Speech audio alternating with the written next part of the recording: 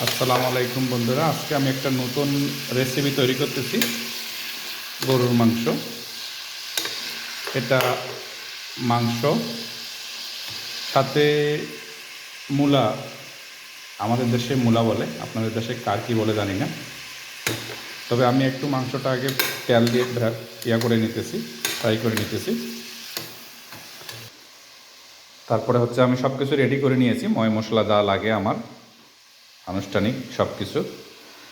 তারপরে মাংসটা অল্প হালকা আগে ভেজে নিব তেল দিয়ে, হালকা পরিমাণ। তারপরে ডাল দিয়ে আমি আমি ময় মশলাগুলো সবগুলো দেবো এখানে হালকাভাবে। তারপর পেঁয়াজ রসুন যা আছে সবগুলোই দিব।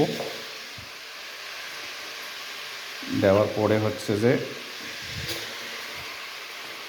টমেটো কাঁচা কুচি সব কিছু দেওয়ার পরে স্বাদ মতো লবণ দিয়েছি।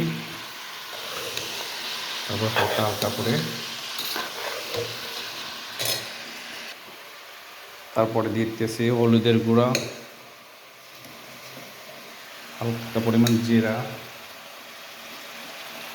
মরিচের গুঁড়া,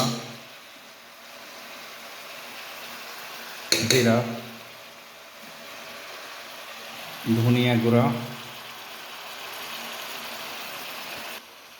তারপর হালকা করে নেড়ে দিয়েছি। নেড়ে দেওয়ার পরে এখন আমি কভার দিব। এখানে দিয়ে কিছুক্ষণ পানিটা করে নেওয়ার পরে এ হলো আমার আজকের রেসিপি, গরুর মাংস দিয়ে মূলা শাক। জানি না আপনাদের পছন্দ হবে কি না, লাস্টের রেসিপি আমি দেখাবো ইনশাআল্লাহ।